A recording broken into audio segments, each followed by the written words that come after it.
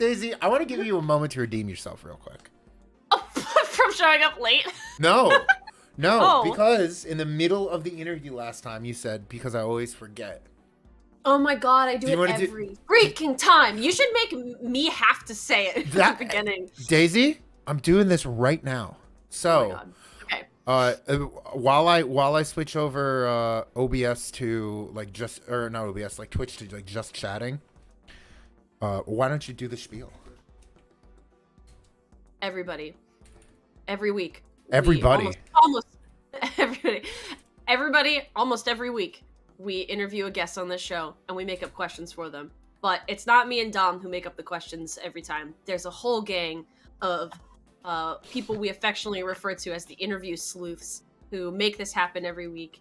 And they are wonderful and intrepid and gorgeous and smart and talented, and they can please never use your skills for evil because they are too powerful. So if you hear a question that you like, don't thank us, thank the sleuths. I consider yourself like officially redeemed.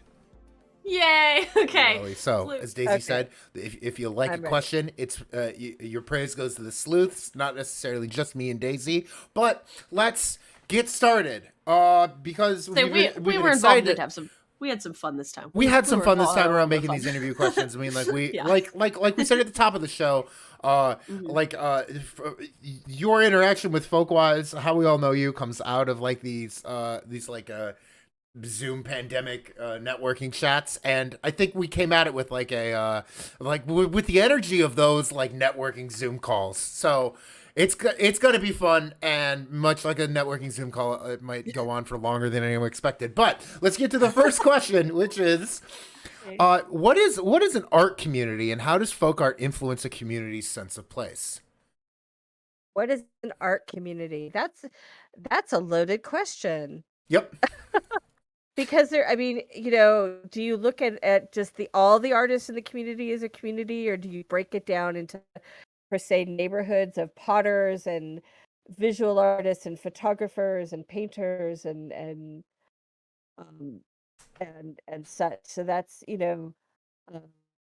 so I think here in the Mid-Hudson with our community, it's somewhat broken down that way. Into the art thing, but also because we cover this huge geographic area. We cover 3 counties, and so sometimes it's the Kingston art community and the Poughkeepsie art community. And I would say, in terms of sense of place, the Kingston art community is a little bit more folkloric, is a little bit more diverse per se, and so we have people who might be influenced by their heritage than we might have, say, in Poughkeepsie in some respects. And I'm talking about just artists. I'm not talking about people who identify themselves as folk artists. Yes. I'm talking about, the artists within our community.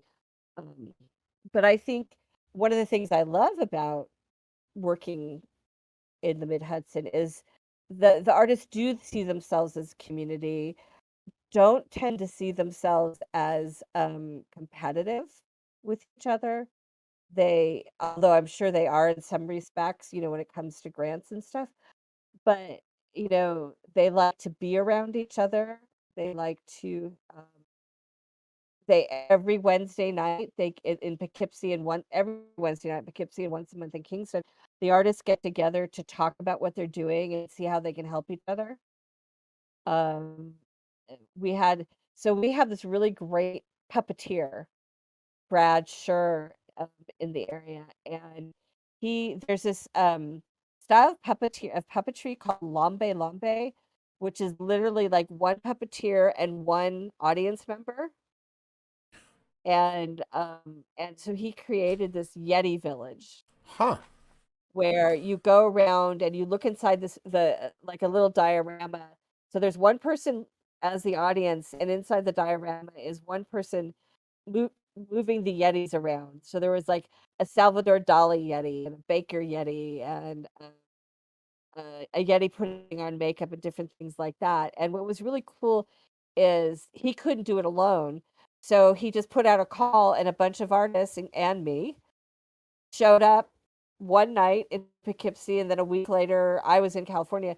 But a bunch of other artists showed up in Kingston just to help him out Hmm. because he couldn't run this by himself. So it's so it's as simple as that. Or when someone acquires some massive amount of something and they don't need it all, they put out the call. Anyone need this? So um, there is, yeah, and I didn't see that happening in other places where I've lived as much as Mm. I see it here. So I think the community here does have a sense of place um, that is not always existent in other. So I lived in Eastern Pennsylvania, and I found that our community much more competitive with each other and much more, I don't want to say out for themselves necessarily, but I didn't get the sense of community like I do here. Did I answer the question? Yeah, I think so. Daisy, what do you think? Yeah, I think so for sure. I was like, you circled back so beautifully to the like sense of place question that You I really thought did. like that was really cool. Yeah, I also posted a link to Bradsher's work, and then just a quick plug, everybody follow Elli on social media and stuff. Right. Yeah.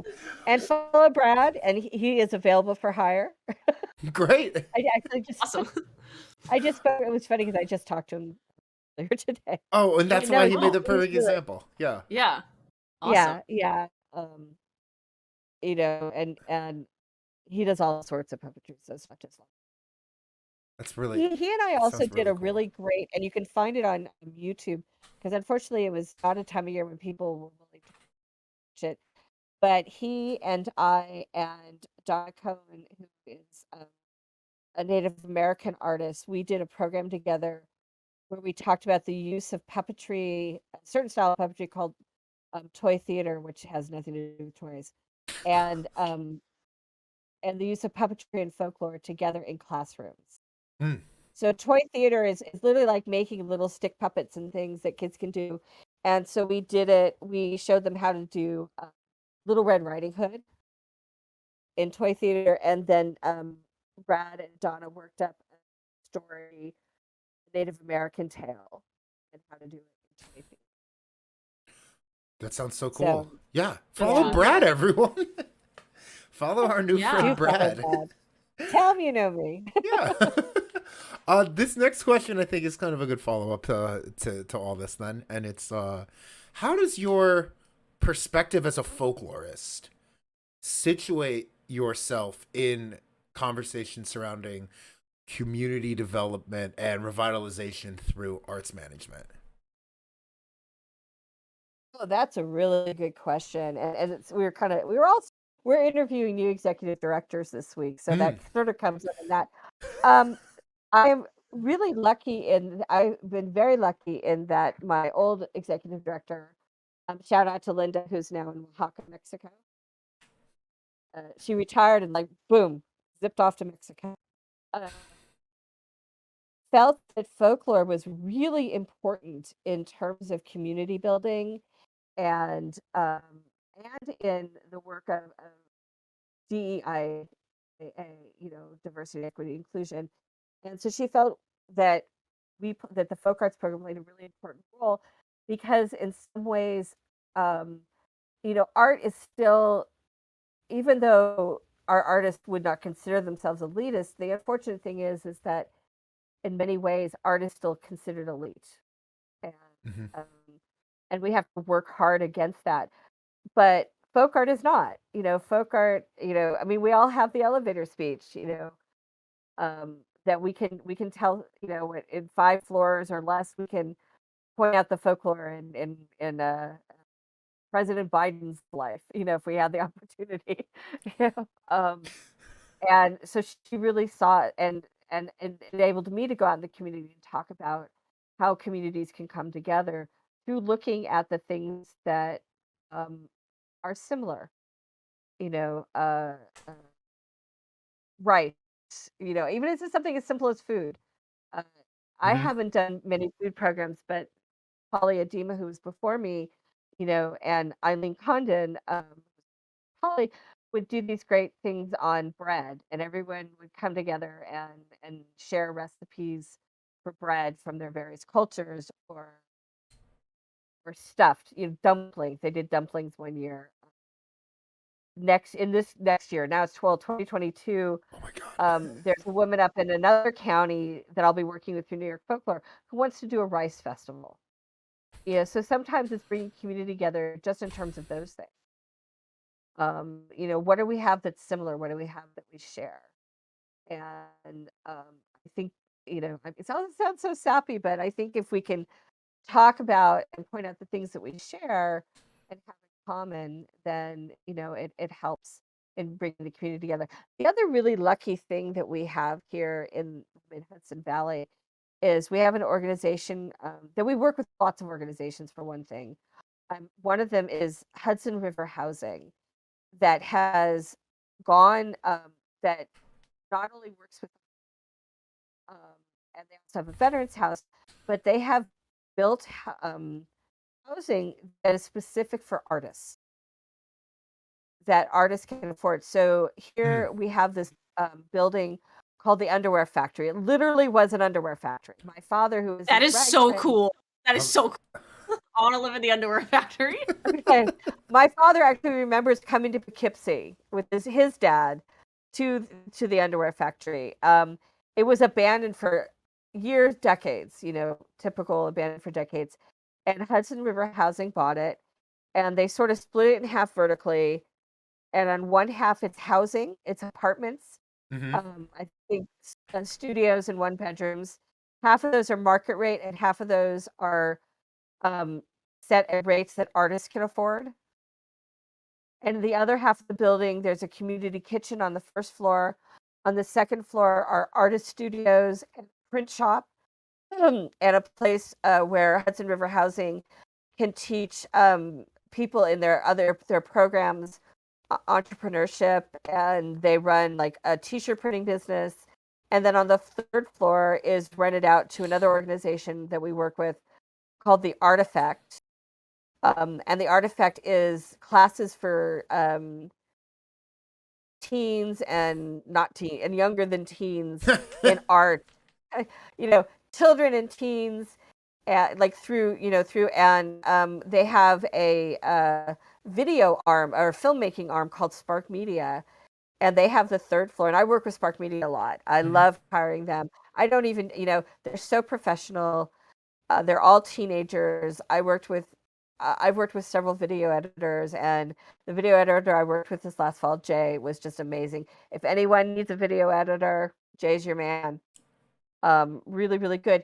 So it's this really nice thing where people can come together, and this is not the artist. They've also built another artist apartment building. They've also built a building specifically for people with mental health issues and other health issues. And there's actually there's services right in the building. They don't even have to leave the building to get the help that they need. So this is some of the amazing stuff that we get to work with up here in Poughkeepsie. That's not to say there aren't issues. That's not to say that gentrification has reared its ugly head. Unfortunately, a couple of decades ago, they redlined Poughkeepsie and built an arterial, a two-way. So we have the East Arterial and the West Arterial. In the middle is the downtown district, and I actually live on one of the arterials. So they have, there have been bad things in Poughkeepsie that we're trying to fix, in the ways that we can. And I should also mention there's artist housing up in Kingston as well, in an old lace factory. I like that the old factory buildings are being used for other things rather than just disintegrating. But I can see that interesting tension between gentrification and particularly with art and community.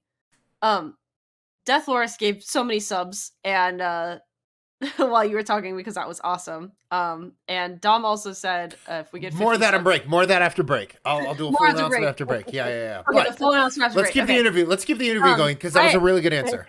I wanted to say, I think the thing that you pointed out so well in that answer is the folklorist gets to see the direct impact all of these layers in the community are. It's never just art, right? It's the ripple effect with everybody in the surrounding community. And I think that that's so cool and special that folklorists do that, And and that you get having a chance to do that. politicians, right now we have a mayor who really engages in the arts. He's a retired police officer, and you would never sort of know to look at him. Sorry, Rob.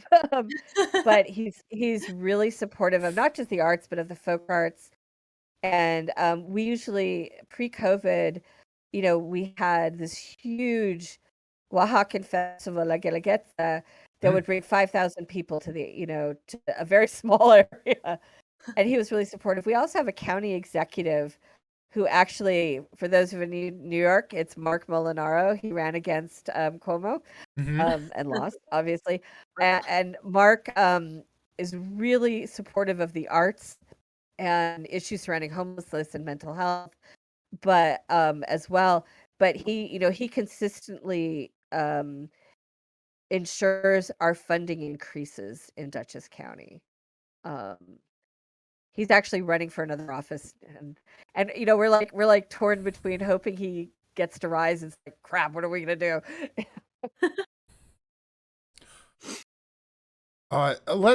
Let's pivot for this next question, because anyone who was at the American Folklore Society this year in Harrisburg saw you, but we've got another AFS to talk to you about, and that is American Field Service.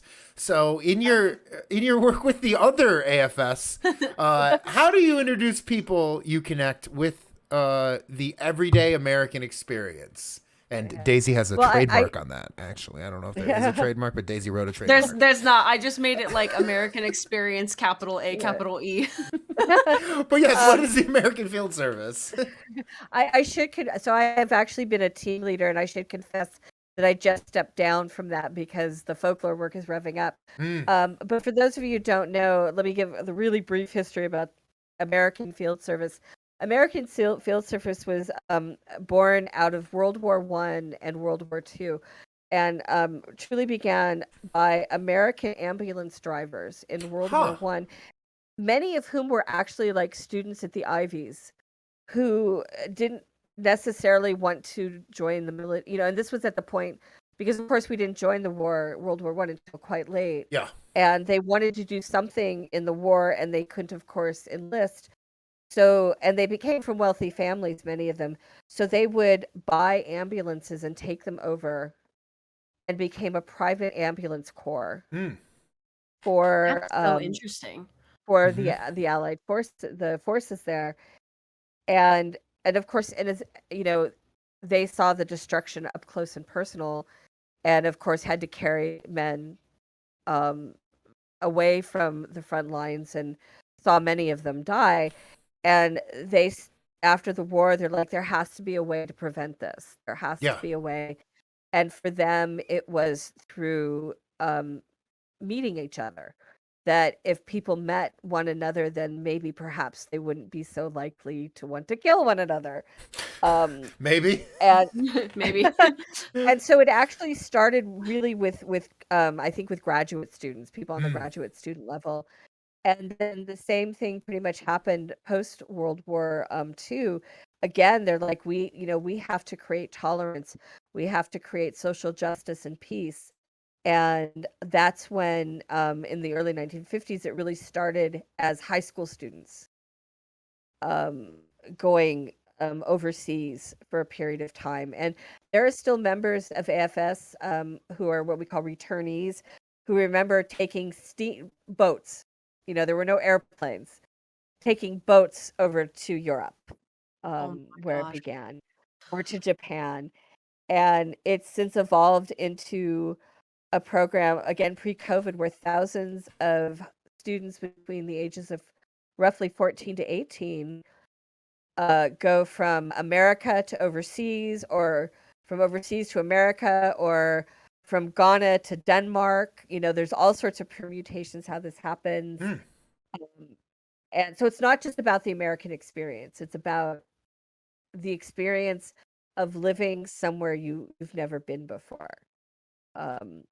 And experiencing, so it could be an urban to rural experience, a rural to urban, vice versa. it could be, we've had instances, lovely instances. In Texas a couple of years ago, there was a young man who is a Muslim from Palestine, Palestinian, and they couldn't find a family for him. And finally, a Jewish family said, "Well, we would like to take him." And his parents were a little unsure, and like Mhm. the entire Jewish community in that Texas town all got up and said, "No, we want him. We want, please, Oh, please." And it turned out to be a really great experience. So it's those moments, of unexpected uh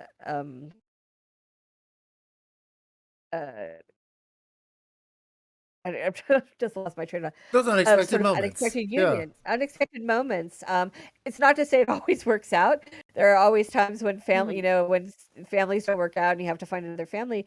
But over the years, it's been a really amazing experience, and I got involved because when I was in high school, my mother was actually what we call the sending and hosting coordinator. And in my sophomore year of college, my parents hosted a young woman from New Zealand, and I think and we've hosted someone from Israel, and my mother has a quote unquote daughter in Finland, so they really become family members. Yeah. Yeah. People will tell you that they've traveled back to their families for holidays, for weddings, and all those sorts of things. So it's really about just these everyday experiences, and what it's like to live with another family, and Hmm. getting into, as one of our host families said, getting into it's you engaging in the family folklore of our family, Yeah. and so it was a natural fit, um, to be a folklorist involved with that, and it was fun to do something my mother had done as well. COVID unfortunately has like laid waste. Hmm. Well, some places have we only have 7 students this year. Some places have many more, but because New York was the epicenter, we Right. felt really strongly. The other thing is you have to have schools who are willing to take students, not just families, but schools.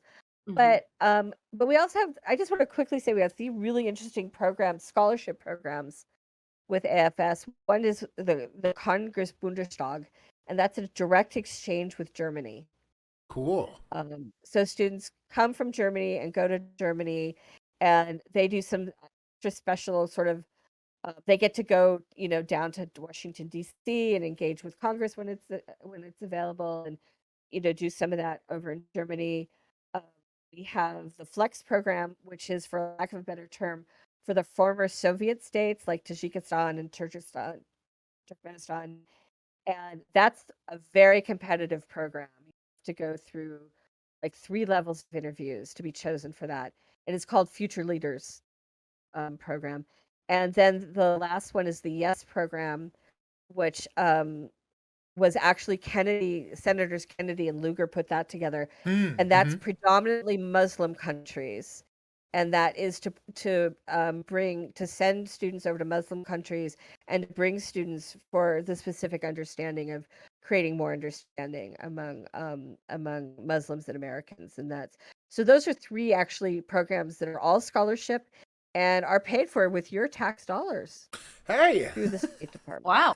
That is cool. Yeah, it is. Kind of switching gears a little bit, but not totally unrelated. Um, what is participatory action research, and how does it connect to your work today? So participatory action research. So actually, there's a story that goes with that. So I have twice in my master's program and my PhD program, I was accused of liking the student lifestyle too much, and that's why I could not choose a topic for either. Yeah, Oh I my kept god. bouncing around with topics, and the accusation was not that I was interested in too many things; it's that I didn't want to grow up.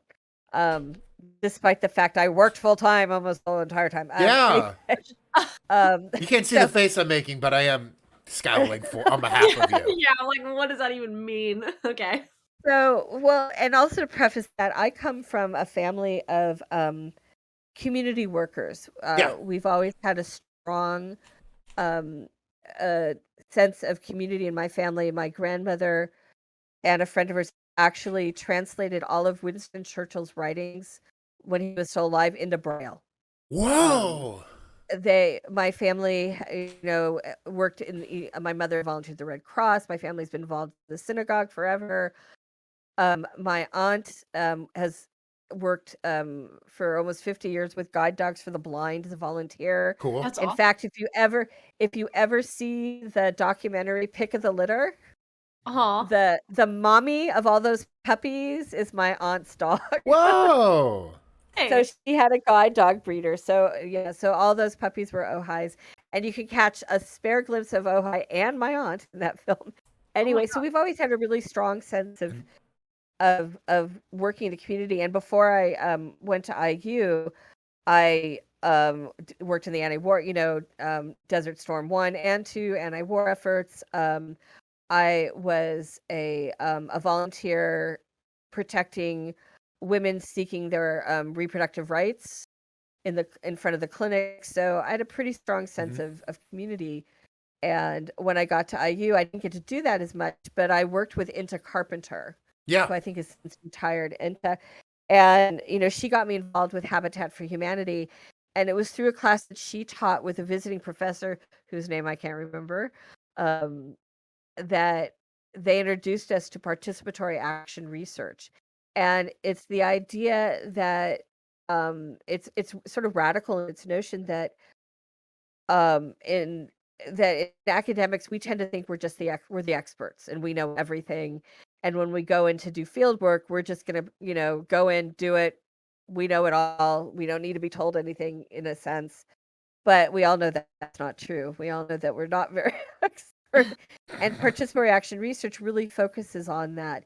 It actually started more in business with the idea that if you, say, run a factory, the CEO, unless he was sort of brought up in the factory, doesn't really know what goes on the factory floor.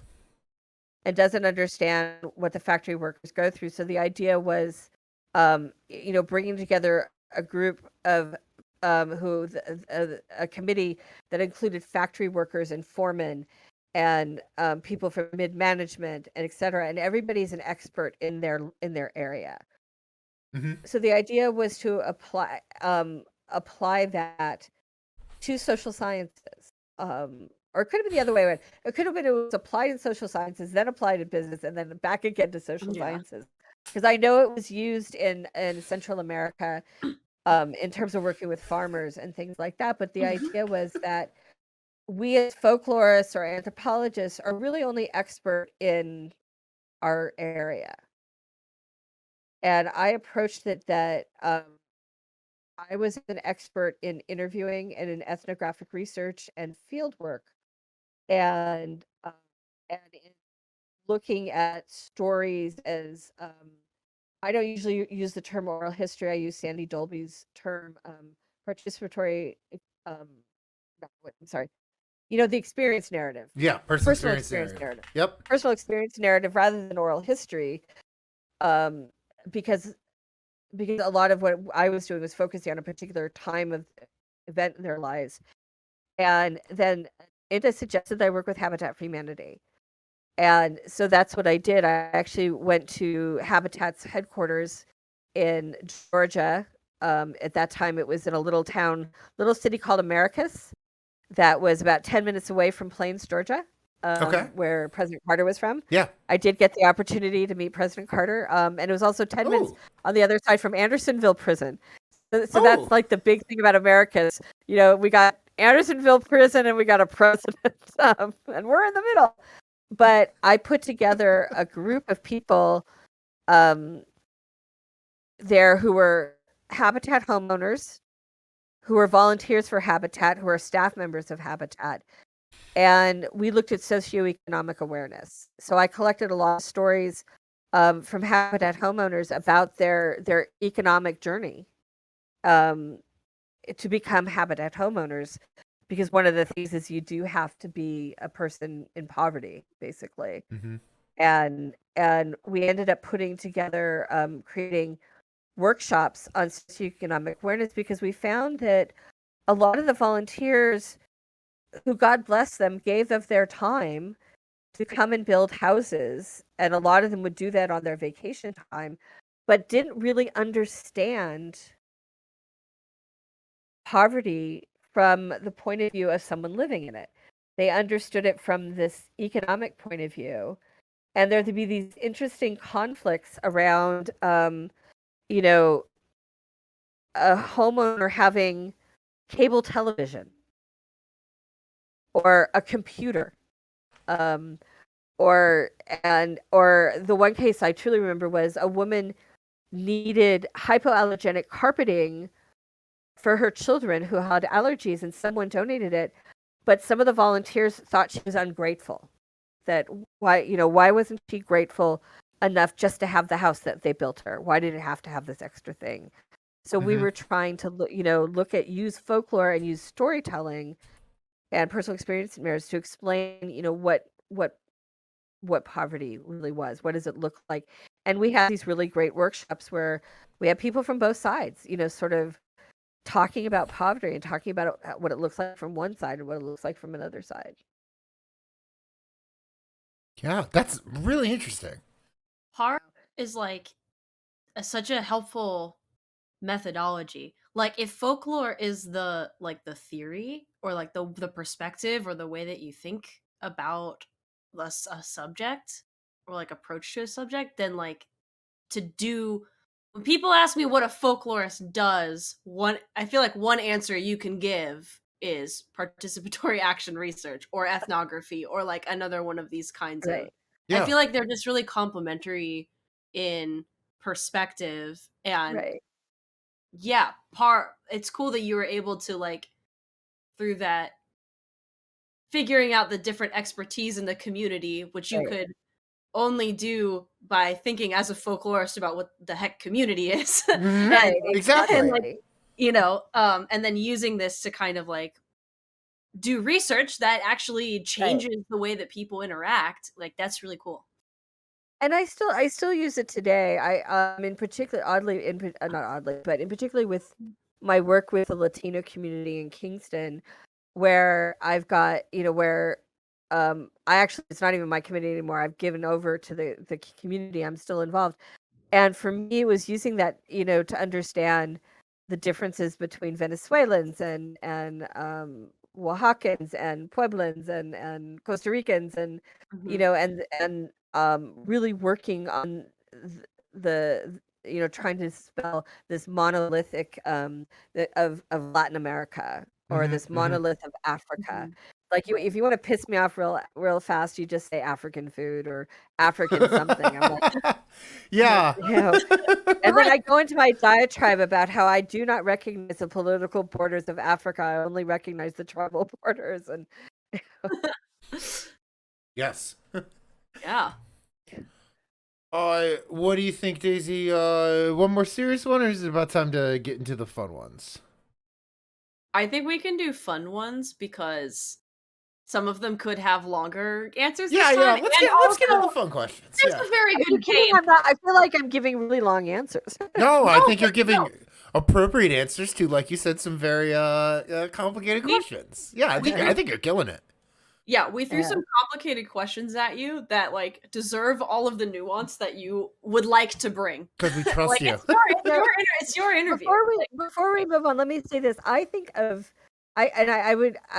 think most public folklorists would tell you like one of the best parts of our job, aside from seeing like a festival go perfectly or having a festival, or no one seeing how what's going on behind the scenes is we're really people brokers. I mean, we're really not like human traffickers, but in the sense that do you know the word we use for it on the stream? We're enthusiasm enthusiasts. But making sure people meet each other. Making sure that we make the right connection, that people make the connections they need to make. Whether it's putting Brad in touch with Donna so they can work together on a Native American puppet show, or just like, oh my God, did I didn't know you knew this person, and seeing how all that works out and seeing those relationships like work out in their own ways and become their own entities. So that's part of the real fun. It really is. Big agree. Oh, love it. Connecting people because we know so many different pieces of communities. Like getting people to the right people is so great. Yeah. Um, so you've got like such like an eclectic range of like interests and like projects like in your CV and stuff you've already done. But here's the fun question: given infinite money and time, what is your dream public folklore project? Wow. So infinite money and time. Yes. And can we include like access? Yeah, and like access. And access. That's very Assume important that, too. that you're gonna know the people that they're gonna want you there. Yeah. I think right now it's my peg leg baits project. What is that? Peg leg My baits? peg leg baits, the peg leg baits project. So for those of you who haven't heard me talk about this on Thursday nights, peg leg baits was a one-legged tap dancer who performed on the, you can look him up. He performed on the Ed Sullivan Show. Oh my gosh. He performed with Jerry Lewis. Was and he lost his leg. He was the child of sharecroppers. Wow. And at the age of 12 went to work and literally on his first day lost his leg in a work accident. Oh my god. And could have just laid down and done nothing, but instead he just kept doing things. His uncle carved a peg leg for him, and at some point he decided he was going to teach himself how to tap dance, and Cool. that led him to be an entertainer. And he was very smart. He was very savvy because unfortunately, many due to nothing that they did themselves, but many Black entertainers in the in the early part of the 20th century, were screwed. They were screwed out of money, because they didn't have, in some sense, didn't have the knowledge or the legal rights Mm-hmm. to understand or to get their money. And he was just, he said he got screwed once and that was it. That was the only time that was going to happen to him. Yeah. And so he figured it out. And at some point he was sort of done with traveling to entertain, and came up to this area and fell in love with it, and ended up buying an old turkey farm and turning it into a Catskills resort for an integrated Catskills resort. Whoa. In a time before civil rights and integration. Yeah. Oh my gosh. Wow. And and so it was amazing. He became very much a part of the community. He would go around to the schools and say, stay in school. And he would go to disabled groups and say, don't let your disability keep you down. He would talk to veterans. And when he would talk to school groups, children would go back and tell their parents, and then their parents would show up to help build things and repair things at the property. He had a band. There's a wonderful woman, Renee Bailey, who sang with him for decades, who's still alive up here. Mm-hmm. And what would happen is you could stay at the resort for a week. You could stay there for a weekend, or you could come up for a day. On Saturday and Sunday, tens of buses would show up at 10 in the morning. Everyone would get off the bus. They'd have the run of the resort. At 5 o'clock, there'd be a floor show featuring Peg Leg and Renee and the band. Then at 6 o'clock, everyone would get back on the bus and go back to Harlem or DC or Philadelphia or wherever they were going. Yep.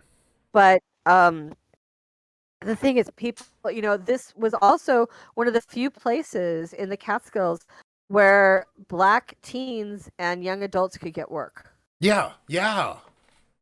So we're doing this project because his daughter is still alive. Renee is still alive. His daughter's like a little younger than me. Unfortunately, the property is being turned into a horse farm, and which is very sad. So that's when I said access, because if I had all the money and time in the world, the first thing I would do is offer that woman as much money as she wanted to get that property back, so that we could preserve something. Yes. But that's just a project that, and so now I did get some money. I did get a grant from Humanities New York to a $10,000 grant in their start funds to do more interviewing with this project. I have this wonderful committee of people, And it's just amazing who you mention it to randomly. It's like, oh yeah, I worked at the resort. My parents took me to the resort.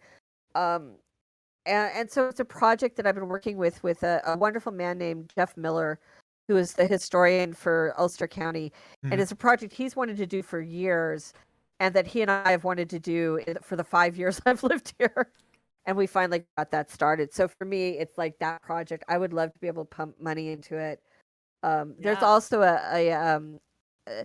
about 30 years ago now, there was a documentary made about Peg Leg leading up to that point, and we're also working with that documentarian. So to have enough money to do another documentary. So yeah. Nice. Oh, okay. I really respect how you answered that question, where you were just like, well, what I'm doing now, but just like on God mode. So I was perfect. Gonna say the same thing where I'm like, wow, what a way to have like a totally like realistic dream.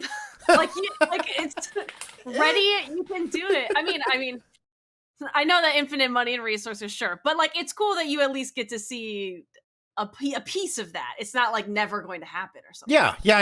You're in the process. But also, you can dream. You can still dream big. I like it. Yeah. That's awesome. So I should also credit Priyanka-san, who is a architecture PhD student up at Cornell, for basically kicking Jeff and I in the tush to get restarted.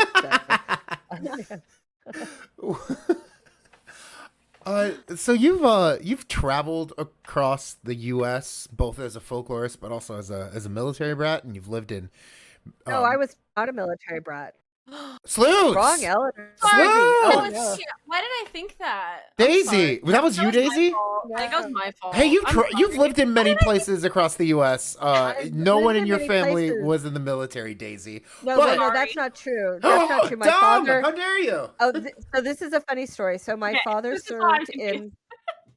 My father did serve in the Navy. He was actually a corpsman for the man who became our family dentist. But funny story. So my parents actually both grew up in Berkeley, California. Knew each other from high school. Were high school sweethearts. Both my grandfathers were born and raised in Berkeley. So one side of my family came to California in 1849. As we say, not to mine gold, but to mine the miners. They were businessmen and owned stores. And then my father's family came in 1865, but they came through Harbin, China, and Shanghai from Poland and Russia. So my father did join. But this is a funny story. My grandfathers were both businessmen and very well known in Berkeley. My mother's father owned a bookstore, and my father's father owned a clothing store. And about a week before my parents' wedding, my father was called up for duty. And the person in the post office took the letter, knowing what it was, to the postmaster, and the postmaster sort of threw it away. So that my parents could get married. And so my parents get married, and they drive from Berkeley to Sun Valley, Idaho, for their honeymoon. They were there for like a day when the Navy shows up. Wow! And drags my father. Wow! Dragged my father to San Diego. Wow. Well, number one, this brings up a whole new question, which is no, it's quis metallitet ipsos metallici, which would be who mines the miners. But that's for my Latin nerds out there. However, that is to say, if we can take it back like a couple steps. You've lived in many places in your life, correct? What is the most underrated place you've ever lived? Oh my God. Poughkeepsie, New York. Poughkeepsie, New York. And why Poughkeepsie? All I know, honestly, a lot I know about Poughkeepsie is Popeye Doyle saying, "Ever pick your feet in Poughkeepsie" in The French Connection. Well, sell the chat on Poughkeepsie. Well, first of all, it's an hour and a half north of New York, so you can still have that New York experience if you need to. Oh yeah. And we're literally the last stop on the Metro North. So an hour and a half from the city, but 10 minutes from farmland. 10 minutes from apple orchards and cideries. Excuse me. There's art here. People really underrate Poughkeepsie because it had its problems, but it's slowly coming back. It's a nice community. It's got Vassar, for God's sake. I didn't even know about that it has Vassar. Okay.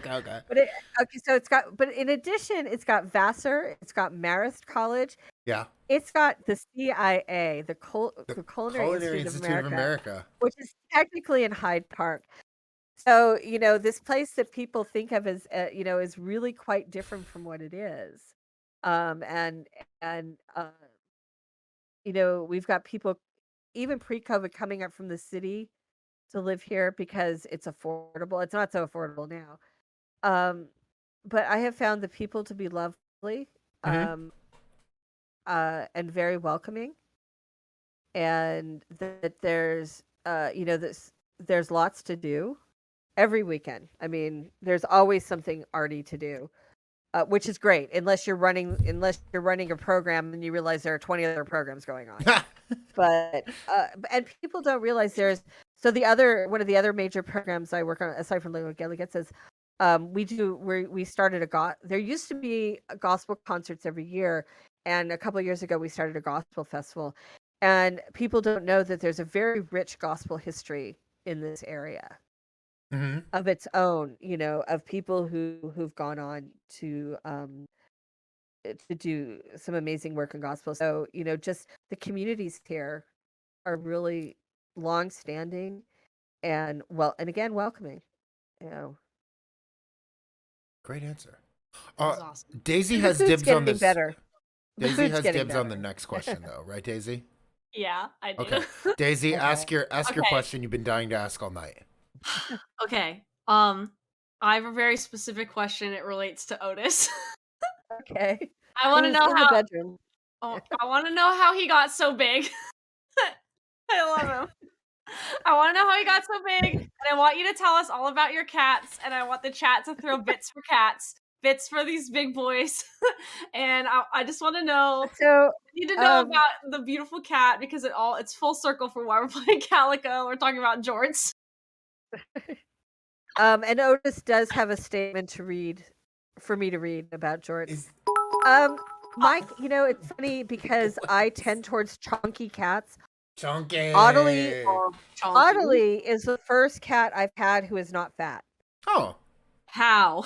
I honestly don't know because, she's just tiny. She was a runt, but I don't know because my niece is a veterinarian, and she told me how much food I could feed them, and I do.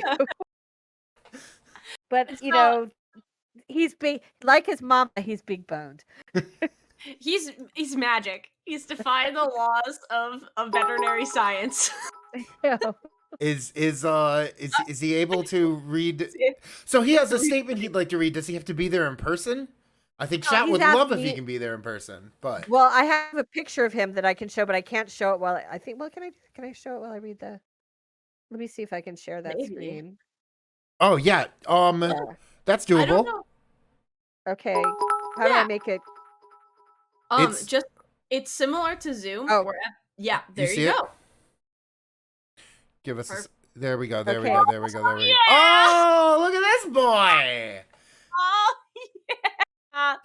So Otis would like me to read this statement. All right, a statement from Otis, Yes. super big boy.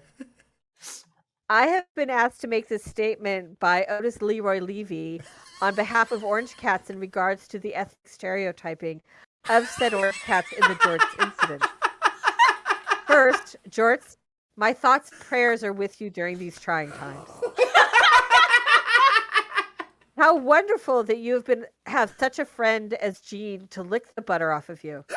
My own sister Audley won't do that for me. I do it for her, but get in trouble because she has to go to the vet and wear the collar, which is funny because I can still lick her with the collar on, but she can't lick herself. Ooh. Now who is dumb? Now who is dumb? Orange cats are not dumb. We're just busy and easily distracted and handsome and hungry and handsome. Oh, wait, what were we talking about? Handsome. I think handsome or something like that. Ham? We're thinking deep thoughts. We're thinking deep thoughts when we roll over and fall off the bed. Great. Would a dumb cat be able to knead mommy's hair into a good hair day? Oh my gosh. Would a No. dumb cat butt scoot across the floor to get rid of that last bit of poop? Would a dumb cat, well, I digress. Jorts, I and our fellow orange cats stand with you against being viewed as a wet boot sleeping atop paper cup wearing sweet potato. The sweet potato. Yes. I love the sweet potato. Thank you, Otis. That was such a wonderful statement. We applaud you so much. Hold on a second. I think I can get him. Hold on. Oh, yes. I'm cracking up. I'm making this a full-on highlight. Oh my god, absolutely. This is going in the highlight reel. Thank you for all the bits, people. I mean, nothing. Yeah. We always say nothing makes the bits like appear faster than an animal, but Oh, we haven't my even gosh. seen the animal yet, and we have I know. so many bits. Oh, magnificent. Oh, yeah! Look at him! Hello, Everybody, sir. look Sir, at how big he is! You're a great writer, sir. You're an excellent orator, sir. And oh An my god, look at excellent him. writer. Oh my Oh gosh. my god, he looks like Vincent D'Onofrio is the Kingpin. He's just a giant like rectangle of a man. This is such. I just started to say Yeah, so Otis. massive. I love Vincent. That is so funny you should say that because I love Vincent D'Onofrio. I don't know what it is about your cat that I immediately see him and see Vincent D'Onofrio, but he has a mood. Well, That if was you saw my amazing. Bernard, my first cat, I always thought he was David Niven. Oh, okay. And my Amazing. first female cat was really Minnie Pearl. Howdy. Wow. Thank you very much. Oh, you're welcome. Oh, and we got to give some too. Thank you very much, everyone in chat who just lost their minds. Thank you for all of all of the donations to your our channel. All it took was saying the statement was written by a cat, because it was. Yes. The little 'Cause it guy was. actually wrote that. Thank you It really so was. much. Yeah. I think we got one last question before we get into your activity, and it is, in your work bio, you say that you are a third generation knitter. What is your most favorite piece you've ever knitted, and are you able to show us? Unfortunately not. Okay. Because it's actually, so my best friend got a dog during COVID. She lost her previous her previous dog had went over the Rainbow Bridge, and Mhm. I sort of talked her into getting a dog because otherwise she was isolating too much. Yeah. And the COVID pig. So it's actually so often I didn't do it this year because I was just too tired, but often I will make an ornament Mhm. for my coworkers. So in the past it's been like a little cat, or 2 years ago it was the F-bomb. It was the Ruth Bader Ginsburg F-bomb. It was an F-bomb with a little lace collar on it. And for 2020 it was a flying pig with a COVID bingo chart. And so I think those were my gosh. favorite. And I sent one to my best friend, and Aw. the dog adores it. And then I Aw. made the dog a possum and then an armadillo. This dog, those are her favorite toys. It's really funny. Any toy that I've given her, she just, So I actually love to make toys and things for my nieces and nephews. That's and so cool. both human and human and not human. That is awesome. Yeah, honestly, that's excellent. Great answer.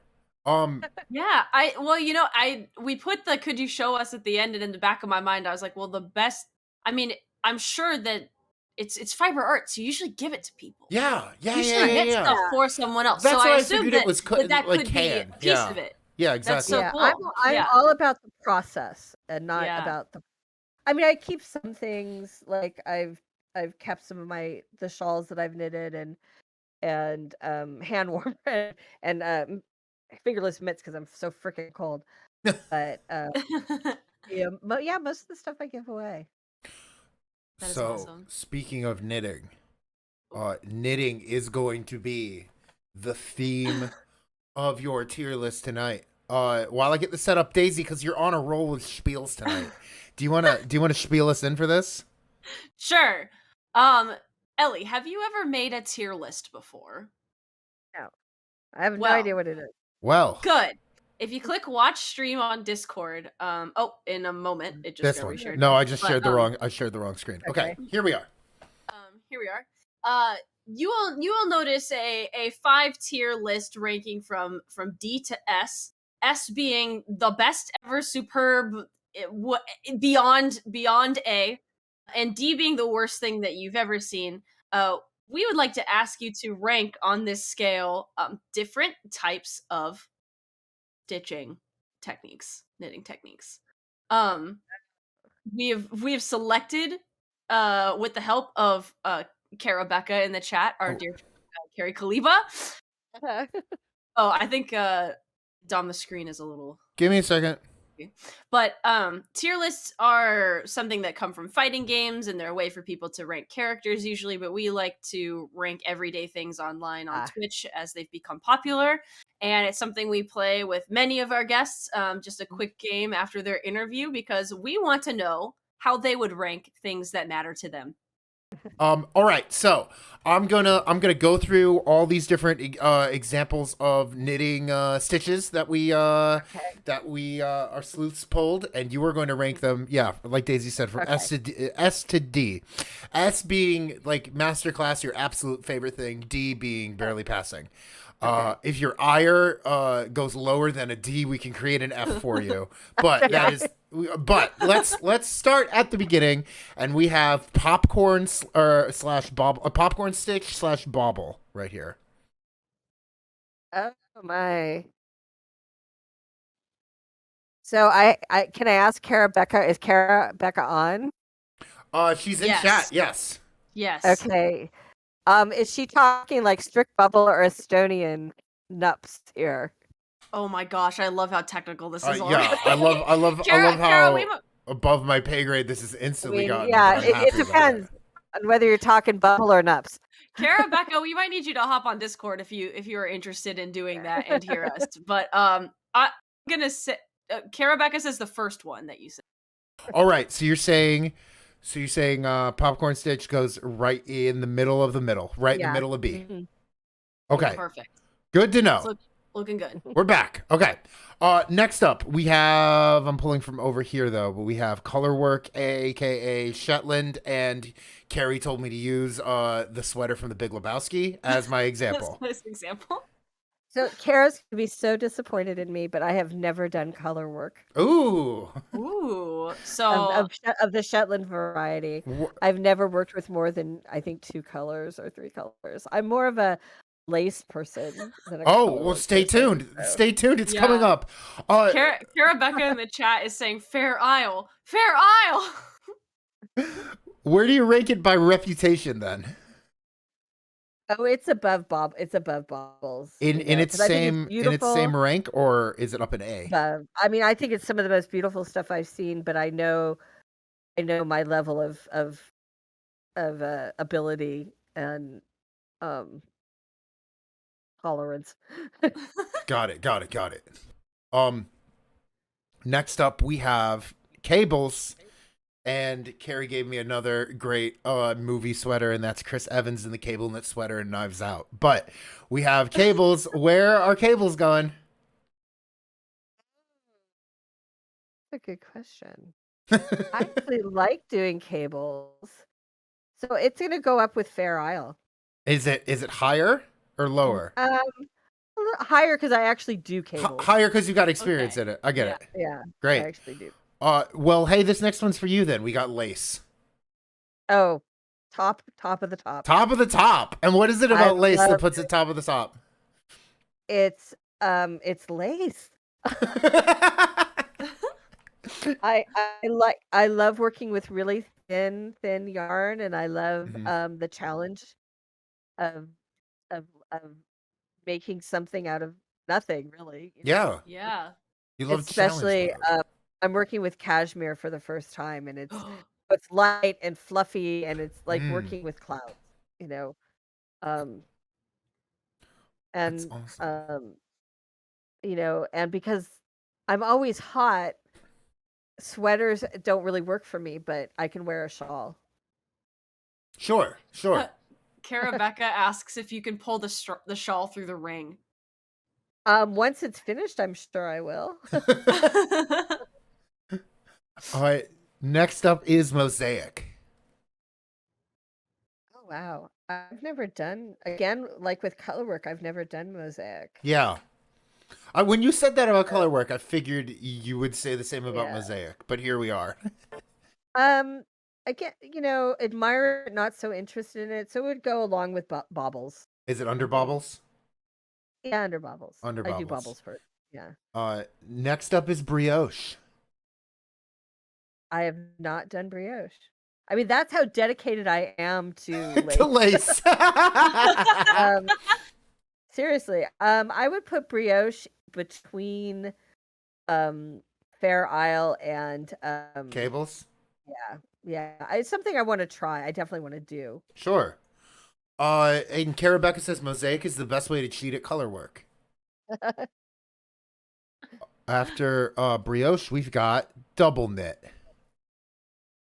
Again, something I've never done, but I actually do want to do because I love the way it looks. Yeah. So I would put that with lace, but lace is right under lace. Yeah. Great. Up next. I love this. This is a top heavy. You're like, they're all beautiful. Yeah. Everything's out of order now, but like on my side. But because I think I have 4 of these left. I think we might have one might have snuck on here. But the next one I have up is Garter. Garter's so basic, so easy. Yeah, that's like what I assumed all knitting was until I went to folklore school. Yeah. Same. Well, people who say knitting is hard. It's not, because it's really just all a combination of knitting, purling, and yarn overs. Mm-hmm. So Garter, Garter can be very meditative. Yeah. But would I choose to do a whole thing in Garter? No. So I would put it under baubles, in C tier. Yeah. In C. Yeah. Got it. Yeah. And then next up, we've got ribbing. Oh, I actually love doing ribbing. There's so many fun ways to do ribbing. So that would go up by lace. That's up by it's in the below. Above or below? Yeah. Right below? Below, a little below lace. But okay. Yeah, I actually really, ribbing can be so much fun. What about it is fun? Is it like the movement when you do it, or is it like what you can make? I like, it's the symmetry, because you really need to have the same number of ribbing stitches, but you can do them you can do one knit, one purl, 2 knit, one purl, there's so many combinations, and because and it's just like a really easy way to up the game on on something. Mm-hmm. I think I have doubles of one, but let's go to the end here, and that is Ron Weasley in his Christmas jumper, and that is, and I know I'm not saying this right, Intarsia. At the bottom. Oh, in D, all the way in D? Is that a straight? Is this a straight to D moment? Yeah. And what is it about Intarsia that puts it all the way at the bottom automatically? I actually don't really care for the way it looks. I also like to knit with one yarn. I mean, I'll knit with yarn that has different colors in it, but I just like straight, I just like rolling along and not worrying about having to switch to another color. I will for something like for my grandnieces and nephews, like a hat or something. Mm-hmm. For them, I'll do anything. Yeah. If they wanted Fair Isle, I'd probably do it. You'd make it happen. Because I'm a horrible aunt otherwise. I never remember their birthday. The least I can do is give them something they want. It makes me wonder if they put Ron Weasley in an Intarsia stitch on purpose, considering the hate that it's getting. Like, I wonder if that is. I wonder how if that's the specific double the joke that his costumer- uncomfortable Christmas jumper is the worst kind of stitch. Like, I wonder if that was like a costumes joke on the set or something. They're like, let's put him in the worst knitted sweaters. Yeah, at that point it has to be. We've got to do something that ups the game from that damn scarf. Yeah. Yeah. What a knitting commentary on Harry Potter. I should point out, I have never read Harry Potter and I've never seen a single movie. That is so funny. You know everyone has the big scarves, and now you know that Ron has the uncomfortable Intarsia sweater. Yes.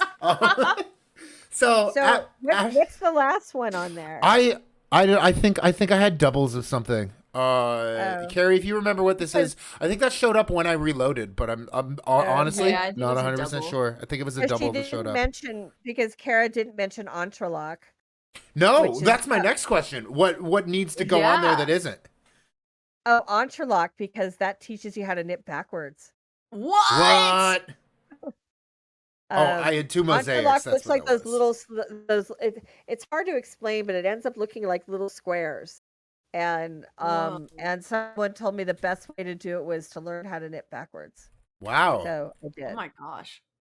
So I did. You read that, Daisy. Carrie says, I forgot to include interlock because I refused to teach it. That's pretty good.